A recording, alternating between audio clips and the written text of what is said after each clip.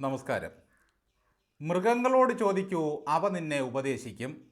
ആകാശത്തിലെ പക്ഷികളോട് ചോദിക്കൂ, അവ നിനക്ക് പറഞ്ഞു തരും. സമുദ്രത്തിലെ മത്സ്യത്തോട് ചോദിക്കൂ, അവ നിന്നോട് വിവരിക്കും. ഒരു ബൈബിൾ വചനമാണിത്.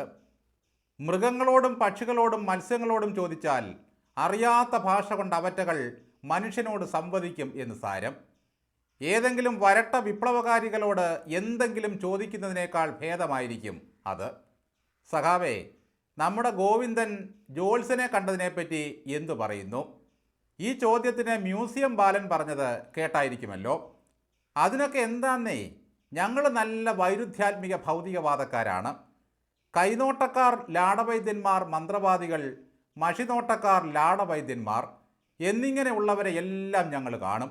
അതിൽ ഒരു തെറ്റുമില്ലെന്നേ. അവരുമായി സംസാരിച്ചു കൊണ്ടിരിക്കുന്നത് എന്ത് രസമാണെന്നോ. ജ്യോത്സ്യന്മാർ കവിട് നിരത്തി ഭാവി പ്രവചിക്കുന്നത് കാണാൻ എന്തു ഭംഗിയാണ്. ഭൂതം, ഭാവി, വർത്തമാനം തുടങ്ങിയതെല്ലാം കബഡി കൊണ്ട് നിർണ്ണയിക്കാൻ കഴിയും. ബാലൻ അങ്ങനെ വാചാലനാകുന്നത് കാണാം. പെട്ടെന്നൊരു കബഡിപ്പലകയും നിരത്താൻ കബഡിയും കൊടുത്താൽ പാഴൂർ ഗണകനെ പോലെ ബാലൻ AKG സെൻറ്ററിൻ്റെ പടിയിലിരുന്ന് ഒരു നിരത്തങ്ങ് നിരത്തും. പക്ഷേ ഞങ്ങൾക്കിതൊന്നും വിശ്വാസമില്ല കേട്ടോ. ഇങ്ങനെ ജ്യോതിഷത്തിൻ്റെ അപാരമായ സാധ്യതകൾ പറഞ്ഞുകൊണ്ട് ആ കമ്മ്യൂണിസ്റ്റ് ഭിക്ഷാം ദേഹി പല്ല് ചിലയ്ക്കുന്ന ഏതോ ദിക്കി നോക്കി യാത്രയായി. അങ്ങനെ ഇരിക്കുമ്പോഴതാ ഉല്ലാസേന MV ജയരാജൻ പ്രകാശം പരത്തി കടന്നു വരുന്നു. ഉടൻ മാപ്രകൾ ചോദിച്ചു, ഗോവിന്ദൻ ജോത്സ്യനെ കണ്ടത് ശരിയാണോ? ആഹാ, എന്തൊരാനന്ദമായിരുന്നു ആ ചോദ്യം കേട്ടപ്പോൾ ജയരാജൻ്റെ മുഖത്ത്. എൻ്റെ അപ്പോ, ഞാൻ എന്തുമാത്രം ജ്യോത്സ്യന്മാരെയാ കണ്ടിട്ടുള്ളത്. ഇത് പറഞ്ഞങ്ങ് തുടങ്ങുകയായി ജ്യോത്സ്യ മഹാത്മ്യങ്ങൾ. നമ്മുടെ മരണപ്പെട്ട വെള്ളച്ചാലിലെ ജ്യോത്സ്യർ നാരായണൻ, അദ്ദേഹത്തിന്റെ വീട്ടിൽ ഞാൻ പതിവ് സന്ദർശകനാണ്. ഇടക്കാട് നാരായണ മാഷ്, എത്ര തവണ നാരായണ മാഷ് വീട്ടിൽ ഞാൻ പോയിന്. ഈ മാധവ പൊതുവാളില്ലേ, ഗൃഹസന്ദർശനത്തിന് ഞാനൊരു 4 തവണ അദ്ദേഹത്തിന്റെ വീട്ടിൽ പോയി. ഈ ജ്യോത്സ്യന്റെ വീട്ടില്, അതുപോലെ തന്നെ പൂജാരിയുടെ വീട്ടില്, അതുപോലെ മൗലവിയുടെ വീട്ടില്, അതുപോലെ തനിക്ക് ഏറ്റവും അടുപ്പമുള്ള ഒരു സഖാവ് പെരളശ്ശേരിക്കാരി ചെയ്തുകൊണ്ടിരുന്ന പണി ഉപേക്ഷിച്ച് ജ്യോത്സ്യപ്പണിക്ക് പോയത് മുതൽ അങ്ങ് വിവരിച്ചു തുടങ്ങി. എത്ര തവണ ജ്യോതിയുടെ വീട്ടിൽ ഞാൻ പോയെന്നോ. ഇപ്പം ബാംഗ്ലൂരിലാണ്. നമ്മുടെ മരണപ്പെട്ട വെള്ളച്ചാലിലെ ജ്യോത്സ്യൻ നാരായണൻ. ഞാനവിടെ നിത്യസന്ദർശകനായിരുന്നല്ലോ. ഇടയ്ക്കാട് നാരായണൻ മാഷ്. എത്ര തവണയാണ് ഞാൻ ആ വീട്ടിൽ പോയത്. ഈ പറഞ്ഞ മാധവ പൊതുവാളില്ലേ ഗോവിന്ദൻ കണ്ട ജ്യോത്സ്യൻ, ഗൃഹസന്ദർശനത്തിന് ഞാനൊരു 4 തവണയെങ്കിലും ആ വീട്ടിൽ പോയിട്ടുണ്ട്. ഇതൊക്കെ ഒരു വാർത്തയാണോ? ഇങ്ങനെയാണ് MV ജയരാജൻ്റെ ചോദ്യം. എന്തൊരു പൊളപ്പൻ മറുപടി സഖാവേ. ആ മുണ്ടും ഷർട്ടും ഒന്ന് പൊക്കി നോക്കിയിരുന്നെങ്കിൽ സഖാവ് ഒരു 10-15 ചരടും തകിടും ജപിച്ച് കെട്ടിയിരിക്കുന്നത് കാണാം. എന്തിനാണ് ഈ സഖാക്കൾ ഇങ്ങനെ ജ്യോത്സ്യന്മാരുടെ വീട് തേടിപ്പിടിച്ച് തേരാപ്പാര കയറി ഇറങ്ങുന്നത് എന്ന് ചോദിച്ചാൽ സൗഹൃദ സന്ദർശനമാണ്. എന്തായാലും ചെരുപ്പ് തുന്നാനും ആമവാദത്തിന് കുഴമ്പ് വാങ്ങാനും പോയതാകാൻ വഴിയില്ല. മാടായിക്കാവിൽ നിന്നും പൂജിച്ച് കെട്ടിയ ചരടില്ലാത്ത ഒരൊറ്റ സഖാവും കണ്ണൂർ രാഷ്ട്രീയത്തിൽ CPM-നില്ല. വെറുതെ അങ്ങ് പോവുകയാണ് ജ്യോത്സ്യന്മാരെ കാണാൻ. വെള്ളച്ചാലിലെ നാരായണൻ, എടക്കാട് നാരായണൻ, മാധവ പണിക്കർ എന്നു വേണ്ട പോകാത്ത ജ്യോതിഷ ഭവനങ്ങളില്ല. അന്തവും കുന്തവുമില്ലാത്ത ശുംഭത്തരങ്ങൾ മാത്രം പറയുന്ന ജയരാജനും ബാലനും ജ്യോതിഷ പുരാണം ഉരുക്കഴിച്ചിട്ടും താത്വികാചാര്യനായി ഗോവിന്ദൻ ഇതുവരെ സമ്മതിച്ചിട്ടില്ല അങ്ങേര് കബഡി നിരത്താൻ പോയ കാര്യം. ഇത്രയും ജ്യോത്സ്യന്മാരെയും മൗലവിമാരെയും വൈദികരെയും വീടുകൾ തോറും കയറിയിറങ്ങി സൗഹൃദ സന്ദർശനം നടത്തുന്ന ജയരാജ, നിങ്ങൾ നവീൻ ബാബുവിൻ്റെ മൃതദേഹം കൊണ്ടുവന്നതിൽ പിന്നെ എന്താ മലയാളപ്പുഴയിൽ വീണ്ടും ഒന്നുകൂടി വന്ന് ആ സഖാവിൻ്റെ കുടുംബത്തെ ആശ്വസിപ്പിക്കാത്തത്?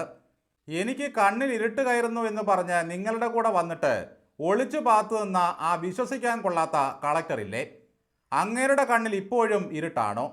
നിങ്ങൾ ആ മൃതദേഹത്തിന് പിന്നാലെ കിടന്നു വന്നത് റീപോസ്റ്റ്മോർട്ടം ഒഴിവാക്കാനുള്ള തന്ത്രമല്ലായിരുന്നോ? അല്ലെങ്കിൽ ചിലപ്പോൾ പാർട്ടിയിൽ പലരും കുടുങ്ങിയെന്നിരിക്കും. മുഹൂർത്തം കുറിക്കാൻ അല്ലെങ്കിൽ ആരുടെയെങ്കിലും തലവെട്ടാനുള്ള സമയം കുറിക്കാനാകും നിങ്ങൾ ജ്യോത്സ്യന്മാരെ കാണുന്നത്. രാഹുർദശയായ പകൽ 11:30 ശേഷം വെട്ടിയാൽ പിടിക്കപ്പെടുമെന്ന് ജ്യോത്സ്യൻ പറയും. എങ്കിൽ രാത്രി 11:30 ശേഷം ആക്കിയാലോ ജ്യോത്സ്യരെ എന്ന് അങ്ങോട്ട് ചോദിക്കും. സംഘത്തിൽ എത്ര പേർ വേണം? ആയുധം ഏതൊക്കെ വേണം? കുതികാല് വെട്ടണോ? മുഖത്ത് 51 വെട്ടുവെട്ടണോ? കാൽ ഒരെണ്ണം എടുത്താൽ മതിയോ? ഒരു ജോഡി വേണോ? ഇതൊക്കെ ഗണിച്ചു പറയാൻ പാർട്ടിക്ക് ഗണകന്മാർ സ്വന്തമായി ഉള്ളവരാണ്. നിങ്ങൾ മതത്തിലേക്ക് ചുരുങ്ങുമ്പോൾ ഞങ്ങൾ മനുഷ്യരിലേക്ക് പടരുമെന്നാണ് വിപ്ലവകാരികൾ ഗീർവാണ ക്യാപ്സൂൾ ഇടുന്നത്. ഇപ്പോൾ സഖാക്കൾ പടരുന്നത് കവടിപ്പലകയിലേക്കും മന്ത്രവാദ കളത്തിലേക്കും ഹസ്തരേഖാശാസ്ത്രത്തിലേക്കും മുതലാളിമാരുടെ മടിയിലേക്കുമാണ്. കടകംപള്ളി ഗുരുവായൂരിൽ ചെന്ന് രണ്ടാം മുണ്ട് ധരിച്ചതിനും ദർശനം നടത്തിയതിനും വിശദീകരണം ചോദിച്ച പാർട്ടിയാണ് ഇത്. കോടിയേരി അല്പം കൂടി മുഴുത്ത സഖാവായതിനാൽ ഭാര്യ അമ്പലത്തിൽ ചെന്ന് പൂമൂടിയതിന് ഭർത്താവ് എന്തു പിഴച്ചു എന്ന് വിശദീകരണം വന്നു.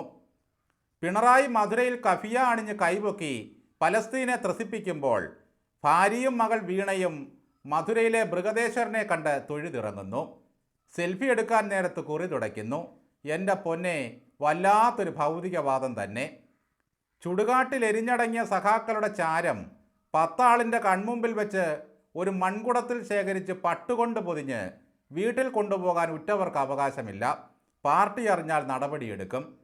ഭസ്മം കുടത്തിലാക്കാൻ രാത്രി തലവഴി മുണ്ടിട്ട് കൂലിക്കാരെ വിടേണ്ട അവസ്ഥയാണ്. താൻ പതിവായി കാണുന്ന ജ്യോത്സ്യന്മാരെ പറ്റിയൊക്കെ ഒരു വിപ്ലവകാരി വിടുവായത്തം പറയുന്നത് കേൾക്കുമ്പോൾ ഉളുപ്പുള്ള കമ്മ്യൂണിസ്റ്റുകാർക്ക് അന്തം വിടാനേ കഴിയൂ. കന്നിനും കാളയ്ക്കും കോലൊന്നു പോരാ എന്നൊരു ചൊല്ലുണ്ട്. പക്ഷേ എം പി ജയരാജനെയും AK ബാലനെയും ഒറ്റ നുഖത്തിൽ കെട്ടാം. ഇവർക്കൊക്കെ മീതയും പിണറായിക്ക് അടിയിലുമായി താത്വികാചാര്യനായി ജീവിക്കാൻ കഴിഞ്ഞു എന്നതാണ് ഗോവിന്ദന് ജാതകം നൽകുന്ന സൗഭാഗ്യങ്ങളിലൊന്ന്. ജയരാജൻ കണ്ണൂരിലെ കാൽവെട്ട് സംഘത്തെ ധീരമായി വാഴ്ത്തിക്കൊണ്ട് നടത്തിയ വിശദീകരണ യോഗം എല്ലാവരും കേട്ട് കാണും. ഞങ്ങളുടെ 8 സഖാക്കളെ ജയിലിലാക്കിയിട്ട് MP ആയി ഞെളിഞ്ഞു നടക്കാമെന്ന് സദാനന്ദൻ ധരിക്കരുത്. ഞങ്ങളുടെ ഓമന സഖാക്കളെ കള്ളസാക്ഷി പറഞ്ഞ് അകത്താക്കിയത് സദാനന്ദനാണ്. ചേടാ, അങ്ങേരുടെ കാല് വെട്ടിയവന്മാരെ കോടതിക്ക് മുമ്പിൽ ചൂണ്ടിക്കാട്ടി മൊഴി കൊടുക്കുന്നത് എങ്ങനെയാ ജയരാജ കള്ളസാക്ഷിയാകുന്നത്? കൃത്യം കണ്ടു എന്നൊരാളെ കൊണ്ട് നുണ പറയിപ്പിക്കുന്നതല്ലേ ജയരാജ കള്ളസാക്ഷി? ജയരാജൻ ഇങ്ങനെയൊക്കെ ഞെളിഞ്ഞു നിന്ന് അണികളെ ചൂടാക്കി പിരികേറ്റി നിർത്തിയില്ലെങ്കിൽ അവരങ്ങ് ഒഴിഞ്ഞു പോകും. പാർട്ടിയിൽ കൊല്ലാനും വെട്ടാനും പിന്നെ ആളുണ്ടാകില്ല. പകരം ചോദിക്കാൻ പാർട്ടിയുണ്ട് എന്നൊരു തോന്നലുണ്ടാക്കി ഇന്നോവ സ്റ്റാർട്ട് ചെയ്ത് നിർത്തിയാലേ കൊടിക്കും കിർമാണിക്കും ട്രൗസറിനുമൊക്കെ ആത്മവിശ്വാസമുണ്ടാകും. പക്ഷേ കണ്ണൂരെ കാൽവെട്ട് സംഘം ഇങ്ങനെ അകത്തു പോകുമെന്നും കാലില്ലാത്ത സദാനന്ദൻ MP ആകുമെന്നും ആരറിഞ്ഞു? ഇവിടെയാണ് ജയരാജ ജ്യോതിഷത്തിൻ്റെയും ജാതകത്തിൻ്റെയും ഒക്കെ പ്രസക്തി. ഇതുപോലൊരു തിരിച്ചടി നിങ്ങൾ സ്വപ്നത്തിൽ കരുതിയതാണോ? ഈ സഖാക്കൾക്കൊന്നും പറയാൻ രാഷ്ട്രീയ വിഷയങ്ങളില്ല. ഇതാണ് ഈ പ്രസ്ഥാനം നേരിടുന്ന വിപൽസന്ധി. രാവിലെ എഴുന്നേറ്റ് വെടിയുപ്പും ഗന്ധകവും വായിലിട്ട് വെളിയിലിറങ്ങും. വാ തുറക്കുമ്പോൾ വെടി പൊട്ടണം. ഇത്രയേ ഉള്ളൂ. ക്ഷുദ്രത്തിൻ്റെയും ഉഗ്രകർമ്മങ്ങളുടെയും മന്ത്രവാദ കളമായി മാറിയിരിക്കുന്നു AKG സെൻറ്റർ. പാതിരാത്രിയിൽ കാതോർത്താൽ കേൾക്കാം ഒരു മണി കിലുക്കം. ചത്തവനും കൊന്നവനും ഇവിടെ മോക്ഷം കിട്ടാതെ അലയുകയാണ്.